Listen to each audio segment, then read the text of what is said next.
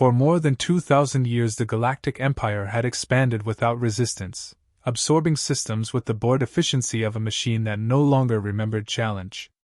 Their fleets moved by doctrine perfected across millennia, their admirals trained to suppress revolts that never truly threatened them. In the Imperial archives, entire civilizations were reduced to footnotes marked pacified or assimilated. War had become routine, predictable, safe. That certainty defined the Empire, and nothing in living memory had ever shaken it. Humans existed only as a marginal entry along the outer frontier. Sparse population, erratic technology curves, fragmented political structures. Imperial analysts classified them as noisy but irrelevant, a species still arguing with itself while greater powers shaped the galaxy. When border listening posts began reporting vanished patrols near human space, the data was dismissed as sensor decay or unregistered asteroid impacts. Ships did not simply disappear, and certainly not to a species like that. Then a scout limped back across the border. Its hull was carved open as if peeled by invisible claws, internal bulkheads exposed to vacuum yet strangely intact. Power systems functioned, but navigation arrays were fused into unrecognizable lattices. The crew was alive, though barely. Medical officers reported extreme neural stress, memory fragmentation, and compulsive silence. No interrogator could extract a coherent battle report. They stared past questions, eyes unfocused, hands trembling as if still feeling vibrations no instrument had recorded. Only one phrase surfaced, repeated by different crew members in different languages, always whispered. They were not defending. They were hunting. Imperial scientists examined the damage and found no familiar signatures. No thermal scoring. No radiation residue. Molecular bonds had been severed with surgical precision, sliced along vectors that ignored known material limits. It was not brute force. It was intent made physical. The conclusion unsettled even veteran researchers. Whatever struck the scout had done so deliberately, selectively, and with complete awareness of its design. High Command responded with irritation rather than fear. One damaged vessel did not invalidate centuries of dominance. Reinforcements were ordered, border shields reinforced, patrol density doubled. The humans would see reason once confronted with overwhelming mass. Every species did. That was how the galaxy worked.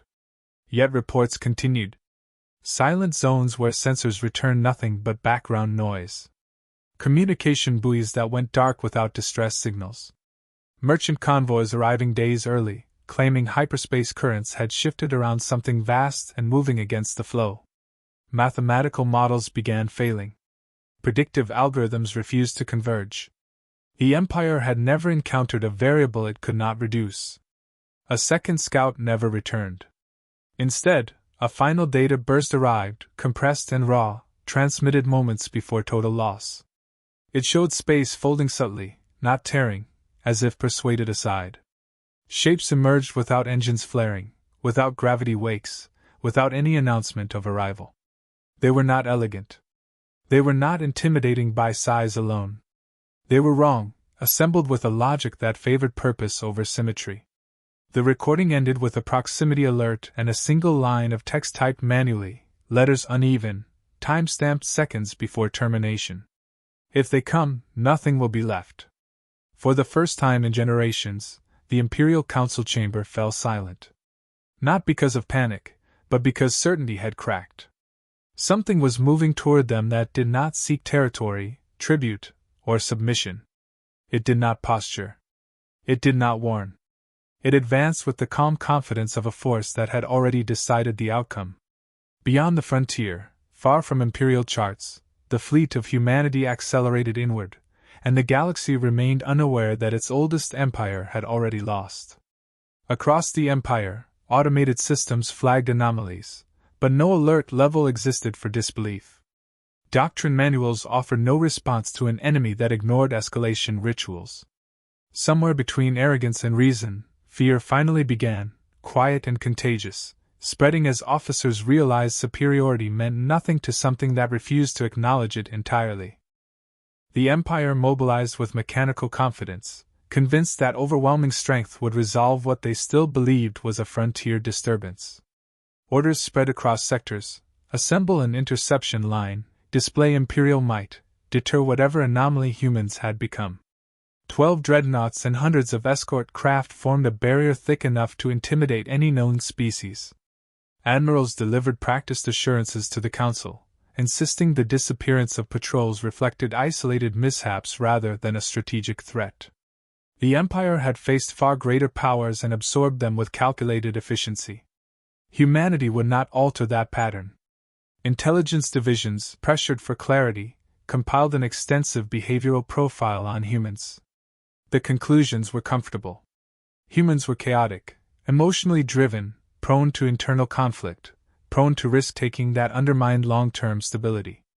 Their technological development, while oddly fast at times, lacked refinement. Their population was a fraction of the Empire's. The analysis ended with a firm statement: humans might be troublesome, but they were not dangerous. Yet inconsistencies emerged. The rate at which humanity deciphered alien technology defied projections. Devices salvaged from crashed Imperial probes were reverse-engineered in weeks. Energy signatures appeared that did not match any known reactor type. Manufacturing output doubled, then tripled, with no explanation for the raw materials. Human communication channels displayed unusual patterns, bursts of encrypted data with no linguistic structure, resembling instructions rather than dialogue. Empire analysts logged these anomalies but folded them into familiar categories.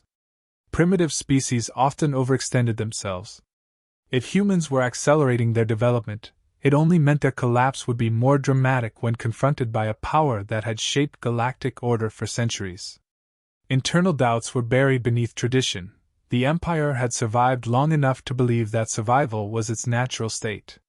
While commanders spoke confidently, navigators monitoring hyperspace currents noted disruptions spreading across the border. Waves of distortion rippled like something massive was carving direct paths rather than following established lanes. Attempts to map the disturbances failed, trajectories twisted unpredictably, as if the object creating them adjusted course in reaction to observers. The data unsettled specialists who quietly questioned whether this was a natural phenomenon at all. The first glimpse came when deep-range telescopes captured silhouettes emerging from a fold in space. At first, laughter filled the intercept command bridge as officers compared the incoming ships to drifting ruins or oversized cargo vessels. The shapes lacked symmetry, armor plating seemed bolted rather than forged, and propulsion signatures were indistinguishable from background radiation. They looked like improvised behemoths assembled by a species that did not understand aesthetics or naval standards. The laughter stopped when magnification sharpened. Hull panels weren't welded, they were grown, overlapping like metallic muscle. Heat dispersion patterns showed no weak points. Energy readings oscillated with such intensity that scanners froze, unable to classify what powered them. Some ships moved without exhaust, their trajectories adjusting with the precision of objects guided by thought rather than engines. Formation discipline was non-existent, yet every vessel maintained perfect spacing, correcting itself without detectable communication. Imperial strategists stared in silence. The fleet was not merely large, it was vast, dwarfing the dreadnought line by an order of magnitude. Each ship carried a density that exceeded material science limits. Every reading contradicted the next, as if the vessels operated under principles the Empire had never encountered. The human insignia was displayed only once, a simple, unadorned emblem burned into a central flagship's hull, unlit yet impossible to miss. A single admiral whispered the first honest assessment the Empire had heard in years: "This is not a frontier species." Sensors tracking the human fleet registered no frantic adjustments or evasive maneuvers. The formation approached with steady, unhurried inevitability. It was the behavior of an opponent certain of victory before battle began. The Empire, accustomed to controlling every conflict, faced something with no interest in negotiation, intimidation, or recognition of imperial authority. Long before the first shot was fired, the unspoken truth settled over command centers across the border. Humanity had transformed into something the galaxy had no category for, and the Empire's greatest fleets, symbols of unquestioned dominance, would soon be forced to confront an enemy that understood them far better than they understood it. The moment the Terran fleet crossed into direct sensor range, the Empire attempted to recover its composure. Diplomacy channels were opened with ceremonial precision, carrying a message crafted to reassert authority. Identify yourselves, state your intentions, and submit to inspection. The transmission reached the human formation instantly. No reply followed. Not even static. It was as if the signal had been absorbed by something that did not consider it worthy of acknowledgement. Imperial officers insisted on another attempt. Again, silence. A third message was sent with escalating tone, warning that failure to respond would be treated as hostile action. The human ships continued their steady advance at the exact same speed, uninterrupted and indifferent. To the Empire, such disregard bordered on insanity. To humans, it was deliberate. The Empire fired a precision warning shot, a standard tactic meant to assert dominance without provoking full engagement. The beam passed harmlessly through where the nearest human ship should have been. No evasive burst was detected, yet the ship was no longer in the beam's path. It had shifted position by the smallest margin, without visible thrust, without detectable energy expenditure, responding faster than any Imperial computer could track. What should have been a simple maneuver looked more like intuition made mechanical. Analysts scrambled to recalibrate sensors, believing their instruments malfunctioned. Before adjustments could finish, the first human strike landed. It appeared on scanners only after it had already hit, an invisible ripple that severed a dreadnought's forward batteries in a single, clean stroke. No build-up, no energy surge, no projectile. One moment the weapons were operational, the next they were carved apart with microscopic precision. Shock rippled through the Imperial command grid. The flagship demanded clarity. No one had an explanation. Shields had not even registered contact. Armor had not heated. Whatever humans used bypassed every defensive system the Empire relied upon. Human vessels began firing in patterns no strategist could decipher. Every blast landed exactly where structural integrity was most vulnerable, skipping reinforced areas entirely. Imperial crews had trained for centuries to read enemy movement, but the Terran fleet displayed no intentions, no hesitation, no predictable rhythms. They moved like hunters who had studied Imperial designs down to the atom. When the Empire attempted to regroup, space twisted. Hyperspace conduits flickered and collapsed. Exit vectors dissolved as if overwritten by a superior network. Attempts to retreat failed as ships found themselves rerouted into dead zones, drifting into positions that exposed their flanks. Captains reported navigation charts rewriting themselves mid-command. Some believed the humans were manipulating gravity fields, others whispered they were altering space itself. Boarding alarms triggered without the usual violent breach. Human shock units appeared inside Imperial cruisers as if they stepped through solid walls. Their armor absorbed plasma fire without visible damage, their movements silent and coordinated. They did not slaughter crews indiscriminately. They bypassed soldiers, restraining rather than killing, advancing straight toward command decks. Officers who resisted were immobilized with non-lethal strikes that shut down nervous systems in seconds. The humans wanted specific individuals, not carnage.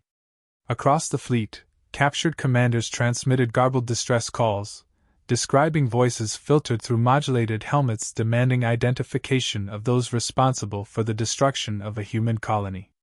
Every recording ended the same way, a cold statement spoken with absolute clarity. We are not here to conquer your empire. We are here to collect the debt of blood you created. As the Terran fleet advanced deeper, panic rose through Imperial ranks. Admirals issued contradictory orders, none effective. Dreadnoughts detonated without knowing what struck them. Carriers lost control of their drones as guidance networks collapsed under unseen interference. Even the Empire's most advanced AI systems flagged the human weapons signatures as undefined, recommending immediate surrender. The battle's outcome was clear long before the final cruiser fell silent. Humanity had not arrived seeking negotiation, territory, or recognition. They had come with purpose sharpened into absolute precision, and the Empire, so certain of its superiority, found itself facing an enemy that did not care about its history, hierarchy, or pride. The hunters had chosen their prey, and the galaxy's most powerful empire had no idea how to stop them. Across the empire, reality fractured faster than command structures could adapt. The first full combat reports reached the throne world only minutes before they became irrelevant. Entire task forces were erased so cleanly that debris fields were nearly non-existent. Imperial strategists tried to map the pattern of destruction, but the data revealed nothing except precision beyond anything the Empire had ever witnessed. Every ship lost was struck in exactly the place where its design was weakest, as if humanity had been studying Imperial architecture for decades. Civilian networks picked up leaked transmissions within hours. Footage showed dreadnoughts collapsing inwards without explosions, their cores folding like paper. On other channels, officers whispered desperate updates: navigation dead, weapons frozen, drones unresponsive. Panic spread through the population faster than official statements could contain it. Evacuation routes clogged, hyperlane stations overrun with citizens begging for departure slots that no longer existed. Even as the Empire declared a state of emergency, the foundations of its authority trembled. Inside military headquarters, the situation was worse. Doctrine manuals offered no guidance for an enemy capable of shutting down hyperspace lanes at will. Commanders argued over whether humans were deploying superweapons or manipulating space-time itself.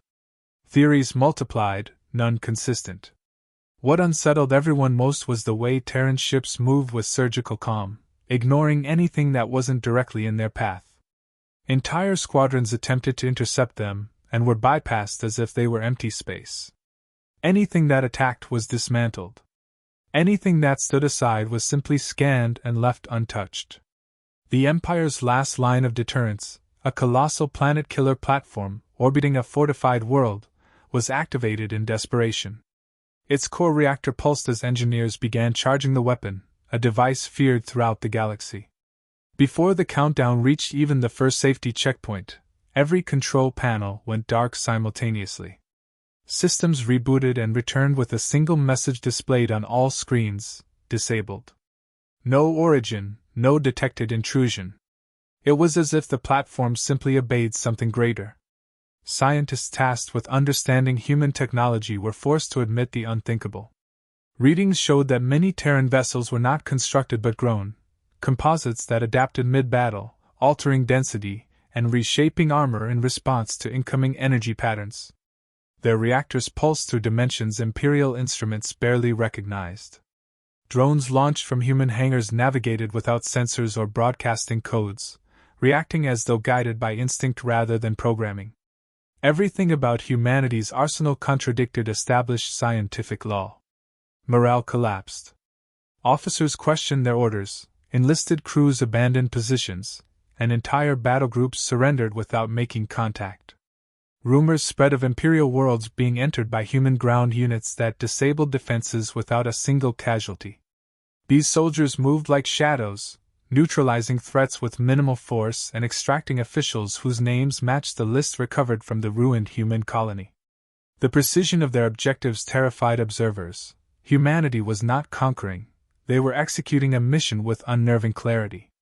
Even the Emperor could feel the structure of power crumbling. Every briefing brought worse news: sectors revolting from fear alone, governors begging for protection, admirals admitting they had no counter-strategies. The Empire's identity, rooted in domination and predictability, became meaningless against an enemy that refused to follow any of the rules that had shaped galactic conflict for ages. Humanity operated with a logic the Empire could not decipher, one that treated Imperial fleets as obstacles rather than adversaries. As humanity moved deeper into Imperial space, the inevitability of defeat settled across every system. Transmission logs showed Terran ships disabling planetary shields with single pulses, overriding defense grids through methods no Imperial engineer could replicate. Yet civilians were untouched, infrastructure unharmed, and populations left bewildered rather than devastated. This restraint unnerved the Empire more than destruction would have, proving the humans' clarity of intention. Their wrath was selective, targeted, and absolute. By the time humanity reached the inner sectors, resistance collapsed into silence. The Empire realized too late that terror lay not in the scale of destruction but in the precision of justice. Humanity was not waging a war of conquest. They were dismantling only what needed to fall, and the Empire, bloated by centuries of arrogance, finally understood that its greatest strength had always been an illusion. When the Terran fleet reached the throne world, no bombardment followed. The Empire had expected annihilation, a final strike to erase their capital from existence, yet the humans did nothing but form a silent ring around the planet. There were no demands. No ultimatums. No signals projecting superiority. Their presence alone was judgment. The blockade was flawless, every escape corridor severed, every reinforcement route cut. The Empire, which once dominated thousands of systems, found itself boxed in like a child trapped by its own arrogance.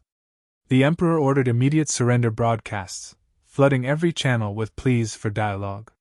He promised reparations, concessions, even abdication. None of it received a single response. Advisors argued that humanity might not accept conventional surrender protocols, but even they were shaken by the total absence of acknowledgement. It became clear that humans were not here to negotiate a treaty. They were here to finish something they had already defined long before the Empire understood what it had provoked. On the planet's surface, government bunkers filled with officials demanding escape routes. Shuttles were grounded by an unknown interference, engines refused to start, power grids looped commands endlessly, and encrypted systems returned errors they were never programmed to display.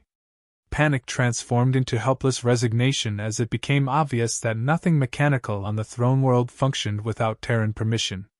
The blockade above was not just physical, it was systemic. The first human dropships descended without dramatic entry signatures. Their hulls absorbed atmospheric friction like it didn't exist, landing with smooth precision at key governmental structures. Imperial soldiers mobilized instinctively, but their weapons powered off the moment they raised them. Targeting systems dimmed. Armor seals failed to lock. Barricades opened on their own. The humans walked forward unhindered, their movements measured and silent, not intimidating through aggression but through purpose. Inside the central command compound, the Emperor watched them advance through surveillance feeds. They did not spread throughout the city, did not seize symbolic structures, and did not seek public intimidation. They walked directly to the officials responsible for ordering the attack on the human colony: ministers, admirals, economic overseers, and security directors. Each was apprehended with controlled efficiency. No force beyond what was required. No chaos. No ceremony. The Emperor demanded an explanation, shouting through the palace comm system as if volume could force a reply. The only response arrived moments later as the Terran flagship transmitted a single galactic-wide message. Every device, public screen, private console, and military interface flickered to display it. The voice was calm, steady, devoid of triumph. "We do not seek your territory. We do not seek your rule. We take only the authors of the massacre inflicted upon our people. Justice is not negotiable." Galactic populations across thousands of worlds witnessed it simultaneously. The Empire's citizens, long conditioned to believe in invincibility, watched their rulers dragged into custody by an enemy that destroyed nothing unnecessary. The restraint was more terrifying than slaughter would have been. It showed absolute control. It showed humanity acted not from rage, but from conviction. Within days, sectors began to break away from imperial authority, declaring autonomy out of fear that association alone might draw human attention. Governors dissolved allegiances. Fleets lowered banners. Entire branches of the bureaucracy collapsed without a single human shot being fired. The Empire dissolved from within, undone not by invasion but by the realization that its era had ended the moment it targeted the wrong species. When humanity finally withdrew, their fleet vanished the same way it had arrived, without fanfare, without proclamation, without leaving a trace of their presence except the hollowed remains of imperial pride. No monuments, no occupation, no imposed rule. They came for justice, and once it was fulfilled, they departed. Across the galaxy, whispers spread faster than official histories could rewrite them. Humans do not conquer, they correct. And every species understood the deeper truth: if the Terran fleet ever returned, it would not be because they sought power. It would be because someone, somewhere, repeated the mistake that had doomed an empire,